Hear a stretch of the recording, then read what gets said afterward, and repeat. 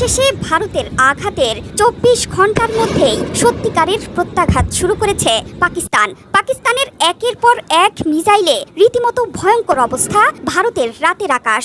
এসব মিসাইল একের পর এক উড়ে আসছে ভারত শাসিত কাশ্মীরের জম্মুতে। বৃহস্পতিবার রাতে টানা বিস্ফোরণের শব্দ শোনা গেছে জম্মুতে।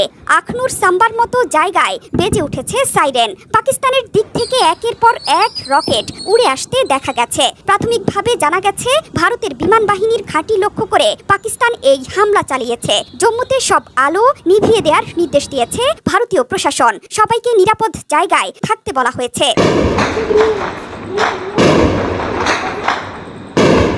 দুই দেশের গণমাধ্যমগুলো বলছে পাকিস্তানের দিকে আন্তর্জাতিক সীমান্তের ওপার থেকে রকেট উড়ে আসতে দেখা গেছে। সম্পূর্ণ ব্ল্যাক আউট করে দেওয়া হয়েছে পুরো এলাকা। সক্রিয় করা হয়েছে ভারতের আকাশ প্রতিরক্ষা ব্যবস্থা।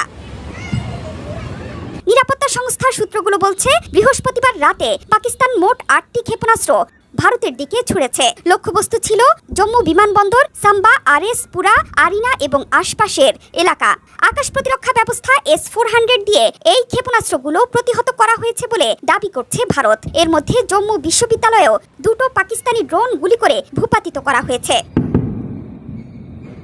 পুরো জম্মু শহরে মোবাইল নেটওয়ার্ক বন্ধ করে দেওয়া হয়েছে। জম্মু বিমানবন্দর, পাঠানকোটের বিমান ঘাঁটিতে বাজছে অনবরত সাইরেন। শহরের নানা প্রান্ত থেকে পাওয়া যাচ্ছে বিস্ফোরণের শব্দ।